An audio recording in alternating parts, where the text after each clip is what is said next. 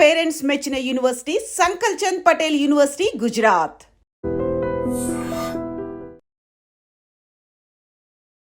నమస్తే, నేను Kavitha. Welcome to I dream news and నిజాలు. ఆపరేషన్ కగార్ ఏర్పాటు చేసినప్పుడు గత ఏడాది కేంద్ర మంత్రి అమిత్ షా ఒక మాట అనౌన్స్ చేశారు. 2026 మార్చ్ 31 కల్లా నక్సలైట్లని మేము రూపుమాపుతాము అనేది. ఇక్కడ నక్సలిజం లేకుండా చేస్తామని, త్వరలోనే దానికి ఎండ్ కార్డ్ పడబోతోంది అనేటువంటి మాటలు వినిపిస్తున్నాయి. తాజాగా మావోయిస్ట్ అగ్రనేత దేవ్జీ లొంగుబాటు తర్వాత తెలంగాణలో శాంతియుతంగా మావోయిస్టుల లొంగుబాటు పూర్తయింది అనేటువంటి ఒక మాట కూడా వినిపిస్తోంది. బట్ దీంతో పాటుగా ఆపరేషన్ కగార్ అయినా, ఆపరేషన్ బ్లాక్ ఫారెస్ట్ అయినా విజయవంతంగా సక్సెస్ అయ్యాయి అని చెప్తూ ఉన్నప్పుడు అక్కడే వినిపించేటువంటి కొన్ని మాటలు ఉన్నాయి. మావోయిజాన్ని, నక్సలిజాన్ని మీరు అంతం చేయలేరు, ఒక చోటు నుంచి మెల్లిగా ఇంకొక చోట స్ప్రెడ్ అవుతుంది, ఉద్యమాల్ని మీరు రూపుమాపలేరు అనేటువంటి మాట. ఏది నిజం? మనతో పాటుగా ఉన్నారు సీనియర్ జర్నలిస్ట్ సురేష్ కొచ్చతిల్ గారు. సార్ నమస్తే. సో మనం ఆపరేషన్ కగార్ గురించి గతంలో మాట్లాడుకున్నప్పుడు ప్రతిసారి దేవ్జీ ఎక్కడున్నాడు, లొంగిపాటు అవుతాడా లేకపోతే ఎన్కౌంటర్లు అవుతాయి, ఇవన్నిటి తర్వాత నిన్న మీడియా ముందుకు వచ్చాడు. ఆయన అనౌన్స్ చేసిన తర్వాత ఇప్పటికి కూడా నేను పోరాటాలు చేస్తూనే ఉంటాను, కాకపోతే ప్రజల మధ్యలో ఉండి ఉద్యమాలు చేస్తాను అనే మాట. ఎందుకని ఇంత పెద్ద హైడ్రామా అనేది నడుస్తోంది ఆపరేషన్ కగార్ చుట్టూ? ఒకటి, ఇదంతా అమిత్ షా గారు ఒక డెడ్ లైన్ ఇచ్చారు. మార్చ్ 31 లోపల 2026 దాకా నక్సలిజాన్ని మొత్తం దేశం నుంచి తోడ్చి బయటకు వేసేస్తాను, కంప్లీట్గా ఫినిష్ చేసేస్తాను. ఆ టార్గెట్లోనే ఉన్నారు ఆయన. దీనికి కారణం చాలా ఉన్నాయి. దీనికి ఒకటి, coordinated attacks.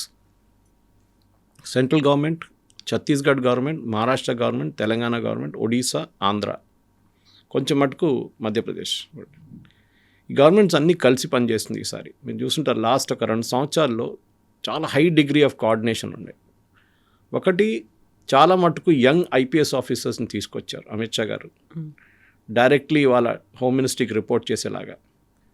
Highly trained, of course commando units ఉన్నారు, మన దగ్గర గ్రేహౌండ్స్ ఉంది, వాళ్ళ వైపు కోబ్రా ఉంది, మహారాష్ట్ర వైపు మిగతా వాళ్ళ కమాండో ఫోర్సెస్ ఉన్నాయి. కానీ ఈసారి జరిగింది ఏంటంటే, ఎన్కౌంటర్స్ అంతా ఛత్తీస్గఢ్లో నడుస్తాం, ఇది చూసుంటారు.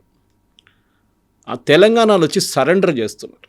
సరే, కొంతమంది 60 మంది, దానికన్నా ముందు 200 మంది, బట్ లోవర్ క్యాడర్ వాళ్ళు మహారాష్ట్రలో సరెండర్ చేశారు. గడ్రిచోలిలో ఈవెన్ ఫడ్నవీస్ గారు వచ్చారు దానికి, సరెండర్ సెరమనీకి.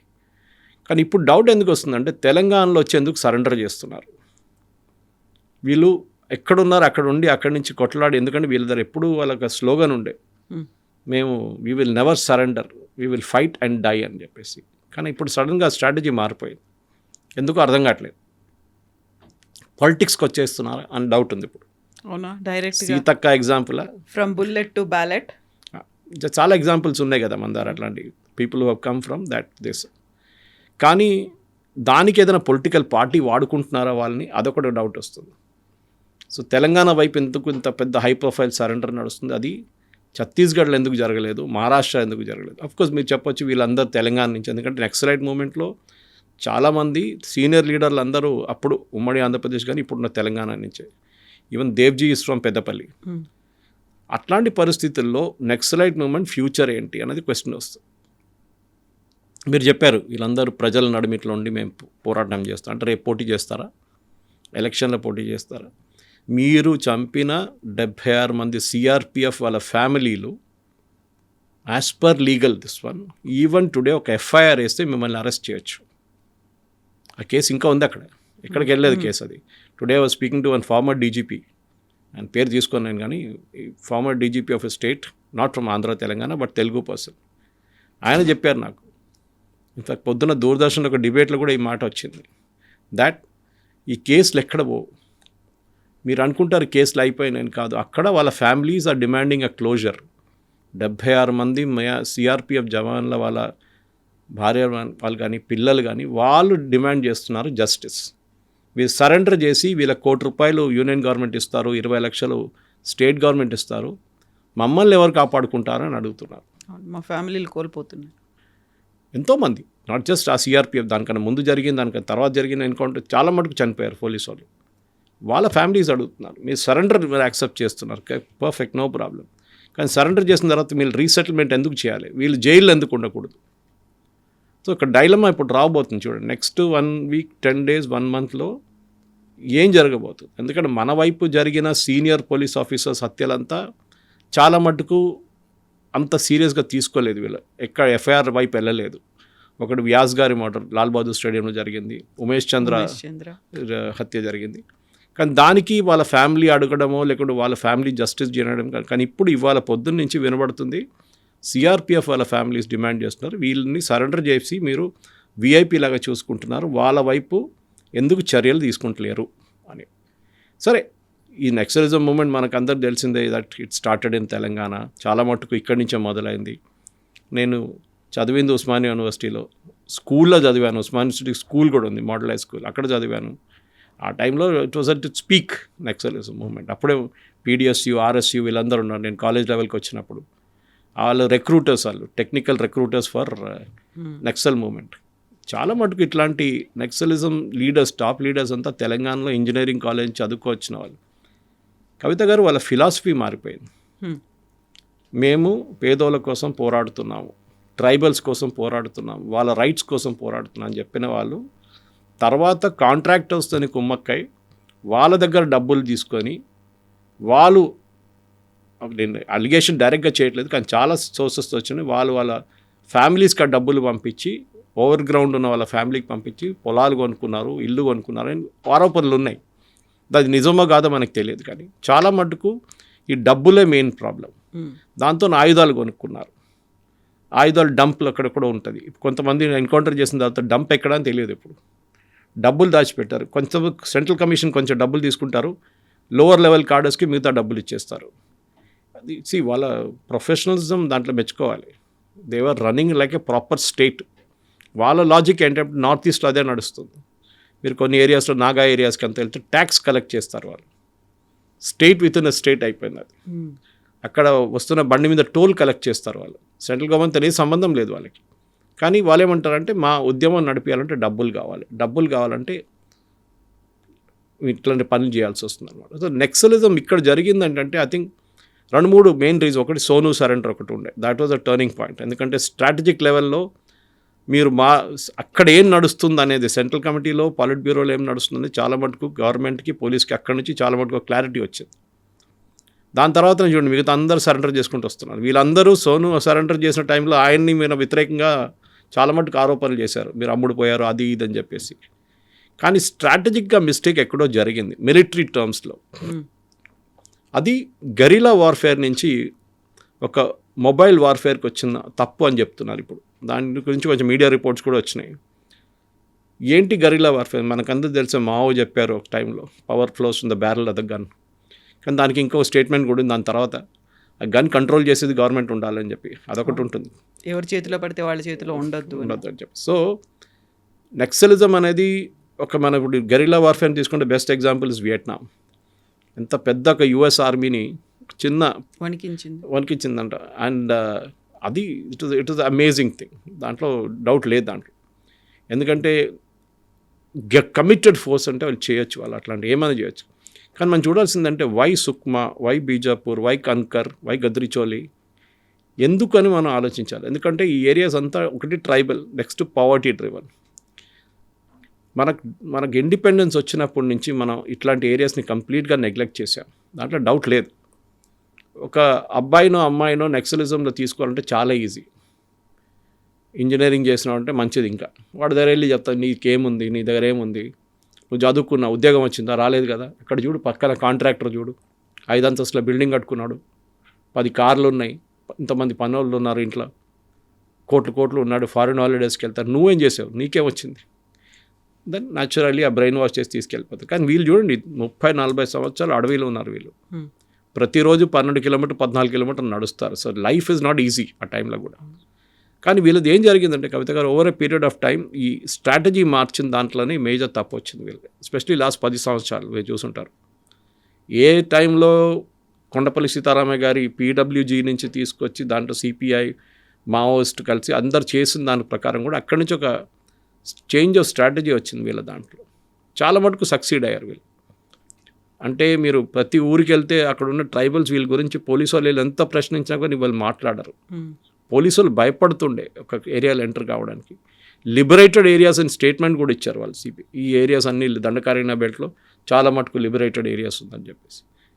కానీ ఏం చూసాను, 160 డిస్టర్బ్ డిస్ట్రిక్ట్స్ నుంచి ఇప్పుడు 6కి తగ్గింది. ఇప్పుడు 6 కూడా 4 అయిపోతుంది. ఇంకా బహుశా మార్చ్ 31 లోపల that will also be declared free. ఎందుకంటే ఇవాళ ఒక స్టేట్మెంట్ వచ్చింది, ఛత్తీస్గఢ్లో 14 మంది నక్సలైట్ సరెండర్ కాబోతున్నారు. దాంట్లో ఒకరు తెలంగాణ నుంచి, మిగతా 13 మంది ఛత్తీస్గఢ్ నుంచి. అంటే చాలు ఛత్తీస్గఢ్ హోమ్ మినిస్టర్కి అపీల్ చేశారు, మమ్మల్ని ఎన్కౌంటర్ చేయకండి, మేము రేడియోలో మాకు అప్రూవల్ ఇచ్చేసేయండి మీరు, మేము వచ్చి సరెండర్ చేసేస్తామని చెప్పి.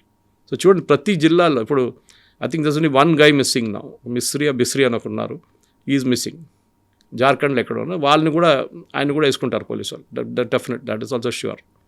కానీ మనకు సోషల్ ప్రాబ్లంగా చూస్తే, సరే మీరు ఇప్పుడు డెవలప్మెంట్ తీసుకొచ్చారు, సుక్మాకి 70 సంవత్సరాల తర్వాత ఒక బస్సు వచ్చింది, స్కూల్ కడుతున్నారు, హాస్పిటల్ కడుతున్నారు, రోడ్లు వేస్తున్నారు, మొబైల్ టవర్స్ కనెక్ట్ చేస్తున్నారు. ఇదంతా డెవలప్మెంట్. అంతకుముందు వరకు అది జనతన సర్కార్ అని వాళ్ళే రన్ చేసుకుంటూ ఉండేవాళ్ళు. వాళ్ళు మొబైల్ టవర్స్ రావద్దన్నారు, ఎందుకు వస్తే మళ్ళీ వాళ్ళ మీదే దాడి జరుగుతుంది, కమ్యూనికేట్ చేయడానికి చాలా పెద్ద ప్రాబ్లం ఉంటుంది.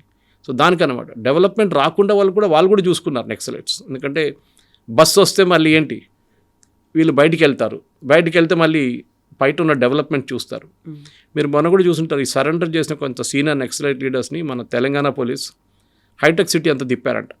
డెవలప్మెంట్ చూడండి, ఇది చూడండి, మీరు అడవిలో ఉన్నారు ఇన్ని సంవత్సరాల నుంచి, ఇప్పుడు పిల్లలకి మేము మీ ఊరు నుంచి వచ్చే పిల్లలు కూడా ఇట్లాంటి ప్లేసెస్లో ఉద్యోగం వస్తుంది, ఇంజనీరింగ్ చేసినా కానీ ఏం చేసినా కానీ.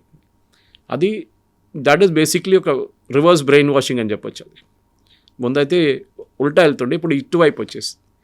కానీ ఆ రోజు ఉస్మానియా యూనివర్సిటీలో ఉన్న నక్సలిజం మూమెంట్కి ఇప్పుడున్న ఉస్మానియా యూనివర్సిటీకి ఉన్న నక్సలిజం మూమెంట్కి సంబంధమే లేదు. ఇప్పుడు ఉస్మానియాలో వైపౌట్ అయిపోయారు కంప్లీట్. ఒక టైంలో నల్లమలకి వెళ్ళాలంటే భయపడుతుండే, అక్కడ బ్లూ టార్పోలిన్ వేసుకొని ఎవరైనా ఉంటే పోలీసు వాళ్ళకి డౌట్ వస్తుంది అప్పుడు ఇమీడియట్గా నక్సలైట్స్ వచ్చేసారని. ఆయన ఈ పీస్ టాక్స్ అని పెట్టిన దానికి చాలా క్లియర్గా that is a strategic blunder. ఎందుకంటే రీగ్రూప్ చేసుకున్నారు ఇమీడియట్గా. ఆ రోజు ఆ 10-15 రోజులు ఒక నెల పాటు సీజ్ ఫైర్ పెట్టింది తప్పు. తర్వాత తెలిసింది ఆయనకు కూడా, but it's too late by then. కానీ ఇప్పుడు జరిగింది, అమిత్ షా గారు ఇచ్చిన డెడ్ లైన్ చూడండి, ఎంత స్పెసిఫిక్గా కొడుతున్నారు వీళ్ళని. So that even senior leaders, central committee members కూడా సరెండర్ చేస్తున్నారు ఇప్పుడు. కానీ ముందుకెళ్ళి ఇంకేం జరుగుతుంది, ఇది రీగ్రూప్ అయ్యి మళ్ళీ ఇంకేమైనా రూపంలో వస్తుంది. ఎందుకంటే ఇదే అయిపోతుంది. ఎందుకంటే అక్కడ నుంచి నక్సల్బరీ వెస్ట్ బెంగాల్ నుంచి మన దగ్గరకు వచ్చింది, ఇక్కడ నుంచి మళ్ళీ ఇక్కడ అన్నోన్ ప్లేసెస్లోకి వెళ్ళిపోయి అక్కడ ఏమన్నా స్ప్రెడ్ అవుతుందా అని ఎప్పుడు అందరు అడుగుతుంది. ఇక్కడ ముందు కూడా చాలాసార్లు చెప్పాను, నన్ను చాలామంది అడుగుతారు, సురేష్ గారు వెస్ట్ బెంగాల్లో నక్సల్బారీలో మొదలైన నక్సలిజం ఇప్పుడు అక్కడ లేదే. Correct. Kerala first elected communist government of the world, EMS Namboodiripad. Naxalism అక్కడ లేదే. దానికి కారణాలు ఉన్నాయి. వెస్ట్ బెంగాల్ అండ్ కేరళ ఆ టైంలో కమ్యూనిస్ట్ వాళ్ళు రూల్ చేస్తుండే. ఆ టైంలో వాళ్ళు ల్యాండ్ రిఫార్మ్స్ తీసుకొచ్చారు. దీనికి బేసిక్ కారణం అది. అక్కడి నుంచే మొదలవుతుంది అన్ని ప్రాబ్లమ్స్. ఒక్కడికి 100 ఏకర్లు 200 ఏకర్లు ఉంటుంది, ఈ పేదోనికి 1 ఏకర్ కూడా ఉండదు. వాళ్ళు ఎట్లా జీవితం ఎట్లా నడిపించుకుంటారు. సరే భూదాన్ మూమెంట్ తీసుకొచ్చారు, ఆచార్య వినోబావే అదంతా చేశారు బాగానే, కానీ అది ఒక లిమిట్ నుంచి బయటకు వెళ్ళలేదు. అది ఉన్న భూదాన్ ల్యాండ్లో కొట్టేశారు మన వాళ్ళు ఇక్కడ హైదరాబాద్ పక్కన. ఈ పరిస్థితుల్లో land reforms was the crucial factor కేరళలో. వెస్ట్ బెంగాల్లో కూడా Jyoti Basu government brought in land reforms. దాంతో నక్సలిజం మొత్తం అక్కడి నుంచి అవుట్ అయిపోయింది. వాళ్ళ మెయిన్ ప్లాంక్ ఏముండంటే డెవలప్మెంట్ లేదు. మీరు చూడండి, మీకు పొలాలు లేవు, ఒకడికి 100 ఏకర్లు, మీకు 1 ఏకర్ కూడా లేదు. So what you me life ఏంటని చెప్పేసి. కానీ ఇప్పుడు వచ్చిన ఆ రొమాంటిసిజం ఉంది చూడండి, నక్సలిజంది ఒక టైంలో ఉండే.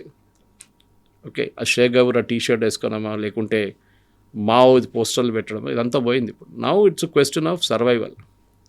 సో వీళ్ళకి కూడా అర్థమైపోయింది, మేము ఉంటే అడవిలో ఎక్కువ రోజులు ఉండాలి. ఎందుకంటే మీరు ఒక సెంట్రల్ కమిటీ మెంబర్ని అప్రోచ్ కావాలంటే ఆ టైంలో నాకు గుర్తుంది, చాలామంది జర్నలిస్ట్ ఇంటర్వ్యూ చేయడానికి వెళ్తుండే వీళ్ళని. వాళ్ళని ఒక ప్లేస్కి తీసుకెళ్ళి అక్కడి నుంచి మొత్తం కట్టేసి కళ్ళని కట్టేసి 15-20 కిలోమీటర్ 30 కిలోమీటర్ నడిపించి 2 బండ్లు 3 బండ్లు చేంజ్ చేసి లాస్ట్ కలుస్తారు వీళ్ళని. కానీ సెంట్రల్ కమిటీ మెంబర్స్ కూడా ఇప్పుడు 15, 50 నుంచి 22 నుంచి 4 వచ్చేస్తారు. ఈ 4 కూడా వేసుకుంటారు కొన్ని రోజుల్లో. వాళ్ళు కూడా సరెండర్ అవుతారు మోస్ట్లీ. కాకపోతే వాళ్ళని ఎన్కౌంటర్ చేసేస్తారు. ఫ్యూచర్ ఏంటి? మీరు అడిగిన ప్రశ్న అదే. ఎగ్జాక్ట్లీ. ఇప్పుడు సరెండర్ అవుతారు, లేకపోతే ఎన్కౌంటర్ చేస్తారు అంటే బెదిరించి మరి భయపెట్టి, లేదు మీరు సరెండర్ కాకపోతే మీ ప్రాణాలు తీస్తాము అంత డైరెక్ట్గా చెప్పడం. ఇప్పటిదాకా మనకు మానవ హక్కులు, ఇలాంటి పౌర హక్కులు అనేవి ఉన్నాయి కదా, అలా ఎలా చేస్తారు? వాళ్ళు కూడా they are fighting for a reason. వాళ్ళు ఇంతకాలం చేస్తూ వచ్చారు కదా, మీకెందుకు ఇంత రాజ్యం ఇంత అహంకారంతో ఎందుకు చేస్తోంది అనేది? అది 2 పర్స్పెక్టివ్స్ ఉంది కవిత గారు. మనం ఫిలాసాఫికలీ ఆలోచిస్తున్నాం, ఒకటి స్ట్రాటజికలీ ఆలోచిస్తున్నాం. There is a state which is Indian government, ఇక్కడ నక్సలిజం, నడిమిట ప్రజలు. వీళ్ళ కోసం ఏంటంటే వీళ్ళు ఫైట్ చేస్తున్న ఈ ట్రైబల్స్ కోసం, ఒక పోర్షన్ వాళ్ళ కోసం. మీకు సౌకర్యాలు గవర్నమెంట్ కల్పిస్తలేదు, మిమ్మల్ని చూసుకుంటలేరు. అండ్ అక్కడ ఉన్నటువంటి ప్రకృతిని ధ్వంసం చేస్తున్నారు. మీరు డెవలప్మెంట్ మైనింగ్ చేస్తున్నారని. సరే, మన అరకు వైపు ఉండొచ్చు, ఒరిస్సా వైపు ఉండొచ్చు, జార్ఖండ్ వైపు ఉండొచ్చు, మైనింగ్ కరెక్ట్. వాళ్ళు to a certain extent correct. కానీ దాంట్లో సెక్యూరిటీ ఫోర్స్ని చంపడం ఎందుకండి? Because security forces represent the state. మనం మళ్ళీ ఆ సిఆర్పిఎఫ్ ఇన్సిడెంట్ గురించి మాట్లాడుతున్నాం. అదే రోజు చంపిన రోజు నెక్స్ట్ డే జేఎన్యూలో పండుగ చేసుకున్నారు అక్కడున్న నక్సలైట్స్. ఏది 76 మంది చనిపోయిన దాన్ని సెలబ్రేట్ చేసుకున్నారు. పెద్ద చాలా మంది కోపం వచ్చిందని, డెఫినెట్గా కోపం వస్తుంది. తో పోలీస్ వైపు నుంచి చూస్తే వాళ్ళు స్టేట్ని రిప్రజెంట్ చేస్తున్నారు. వాళ్ళకి లా అండ్ ఆర్డర్ని మెయింటైన్ చేయాల్సి వస్తుంది. వాళ్ళ దాంట్లో కూడా సీనియర్, నేను చెప్పాను కదా, వ్యాస్ గారు కానీ ఉమేష్ చంద్ర, వీళ్ళందరూ చనిపోయారు. చాలామంది చనిపోయారు అట్లాంటి ఎస్పీలు, చాలా మటుకు. ఈవెన్ లీడర్స్, పొలిటికల్ లీడర్స్, మన ఫార్మర్ స్పీకర్ అండ్ యంగ్స్టర్ చంపేశారు ఆయన్ని. అట్లాంటి చాలామంది ఉన్నారు. ఈవెన్ మన మాధవరెడ్డి గారు ఆలమ్న టీము ఆయన. సో దట్ ఎంటైర్ థింగ్ ఒక స్టేట్ వర్సెస్ నక్సలైట్స్ అని వచ్చేసింది. అది క్లాస్ ఎనిమీ, వీళ్ళ కాన్సెప్ట్ అదే కదా. నేను వాళ్ళ థియరీ క్లాస్కి వెళ్తే ఇదే నేర్పిస్తారు. క్లాస్ ఎనిమీ బూర్జువా, వాని చంపాలి అంతే. So that is represented by security forces. So మన వైపు నుంచి సెక్యూరిటీ ఫోర్సెస్కి ఫ్రీ హ్యాండ్ ఇవ్వలేదు చాలా సంవత్సరాల నుంచి. కంప్లీట్ మధ్యప్రదేశ్ కాంగ్రెస్ పార్టీని వైపౌట్ చేశారు వీళ్ళు, విద్యాచరణ్ శుక్లాతో సహా. అప్పుడు ఎందుకు చేయలేదు కాంగ్రెస్ వాళ్ళు? మన్మోహన్ సింగ్ గవర్నమెంట్లో మన్మోహన్ సింగే చెప్పారు the biggest threat, internal threat is Naxalites. కానీ మీరు ఎందుకు ఏం చేయలేదు ఆ టైంలో? ఎందుకంటే వీళ్ళకి భయం ఉండే. ఒకటి, చేస్తే మా రిప్రజెంటేటివ్స్ మీద దాడి చేస్తారా, మా కాంగ్రెస్ లీడర్ని ఉండనిస్తారా, చాలా కాంట్రవర్సీస్ ఉన్నాయి దాంట్లో. కానీ అమిత్ షా గారు ఒక డిసిషన్ తీసుకున్నారు, yes we are going to finish it up once for all. అది వాళ్ళ స్ట్రాటజిక్ డైరెక్షన్ ఉండొచ్చు. బీజేపీకి నక్సలైట్స్కి ఎప్పుడు ఒక రిలేషన్షిప్ లేకుండే. చాలా మటుకు ఇక్కడ కాంగ్రెస్ వాళ్ళు చేసుకున్నారు, కానీ అక్కడ అది లేకుండా సరెండర్ పాలసీ ఉంది ఇప్పుడు కూడా తెలంగాణలో. బీజేపీ వచ్చిన తర్వాత ఈ గివ్ ఎ ఫ్రీ హ్యాండ్. నేను చెప్పినట్లు ఒక యంగ్ ఐపీఎస్ ఆఫీసర్స్ తీసుకొచ్చారు, టార్గెట్ ఇచ్చేశారు, you have to do it, మీకు ఏం కావాలంటే చెప్పండి ఇస్తాను. ఎందుకంటే నక్సలిజంని కొట్టడానికి 2 ఆయుధాలు ఉన్నాయి మెయిన్గా. ఒకటి human intelligence, next technical intelligence. Human intelligence అంటే ఏం లేదు, డబ్బులు విపరీతంగా ఖర్చు పెట్టి అక్కడున్న ఎవరెవరు వీళ్ళతో తోడున్నారో వాళ్ళని కొనుక్కోవడం. ఒకసారి వాళ్ళ దగ్గర నుంచి ఇన్ఫర్మేషన్ వస్తే ఎన్కౌంటర్ చేయడం.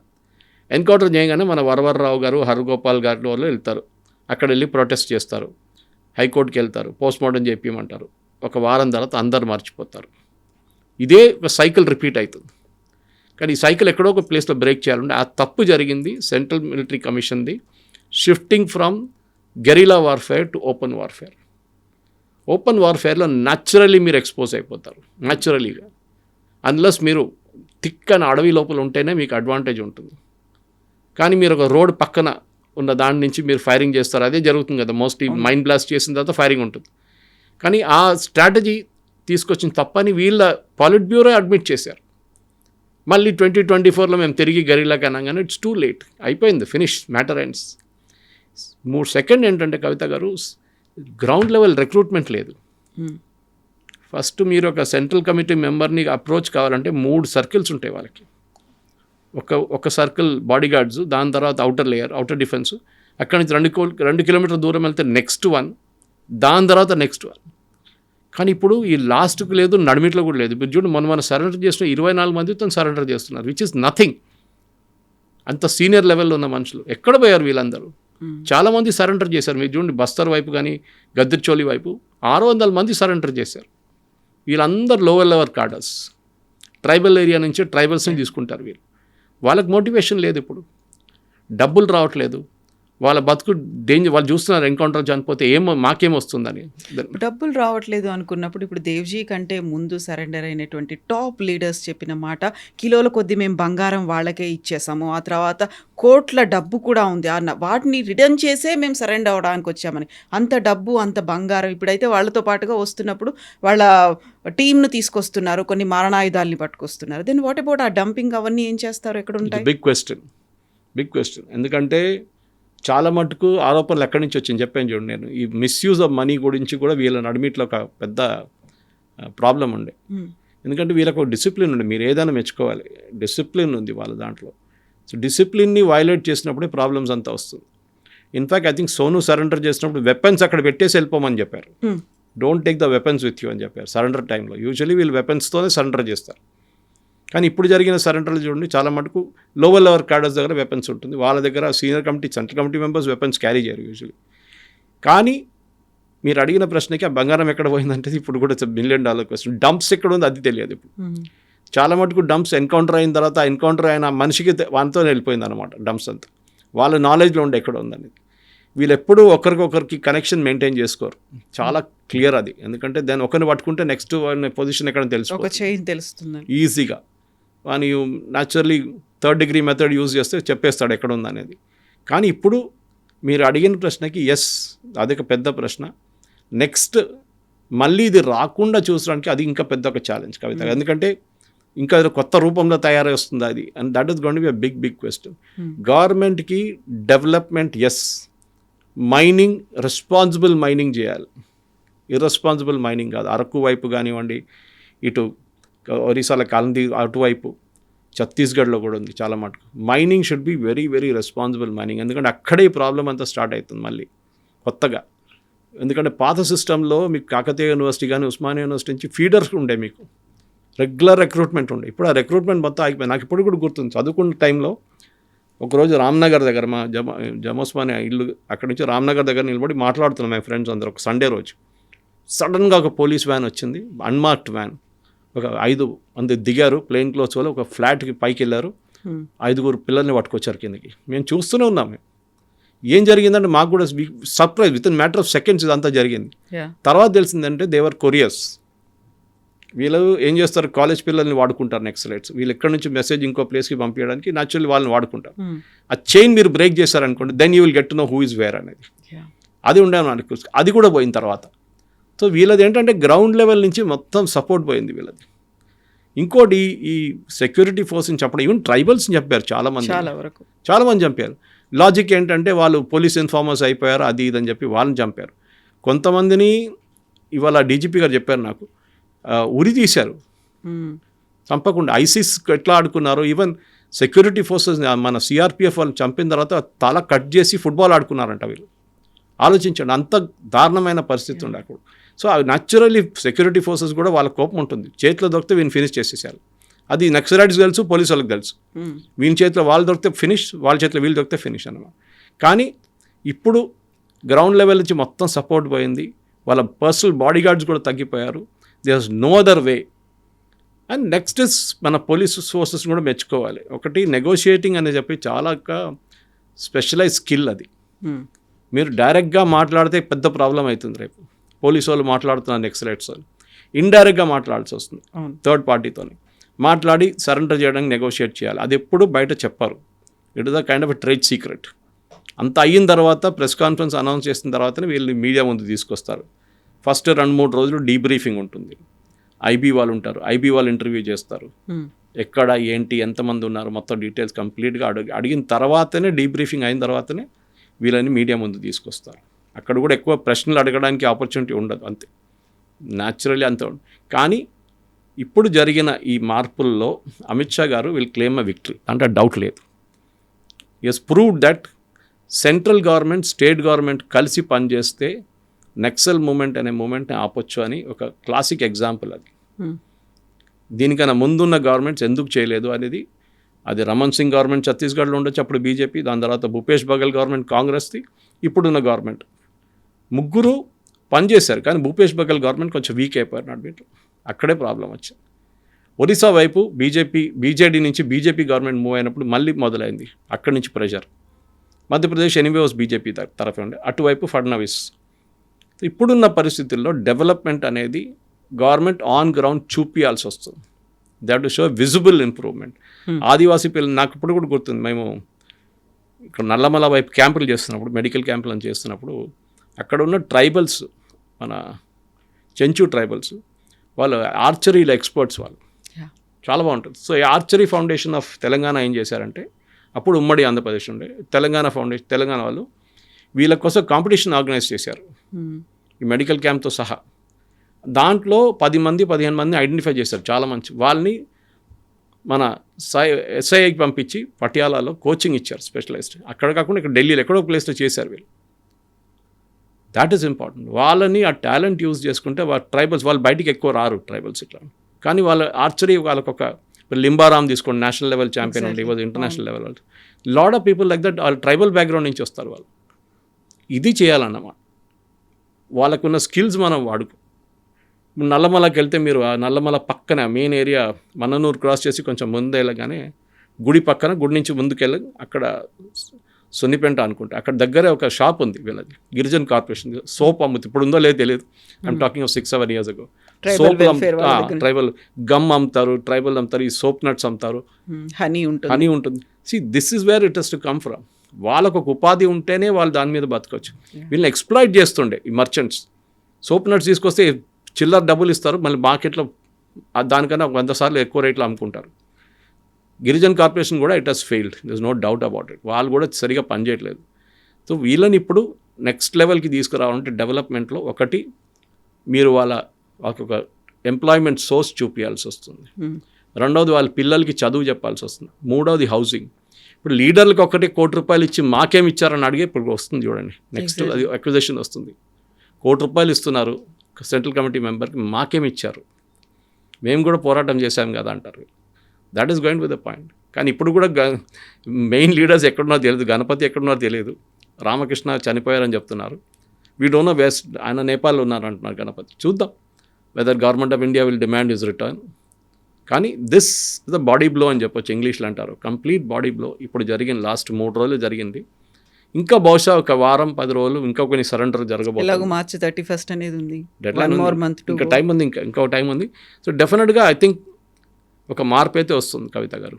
కానీ ఆ పాత సిస్టమ్కి నెక్సలిజం ఎప్పుడు తిరిగి వెళ్ళదు. అది ఓవర్. దట్ ఆ రొమాంటిసైజం, అన్నలు వస్తున్నారు, వాళ్ళకి బియ్యం ఇవ్వాలి, వాళ్ళకి చింతపండు ఇవ్వాలి, అన్ని ట్రైబల్స్ దగ్గర నుంచే తీసుకెళ్తుండే వీళ్ళు.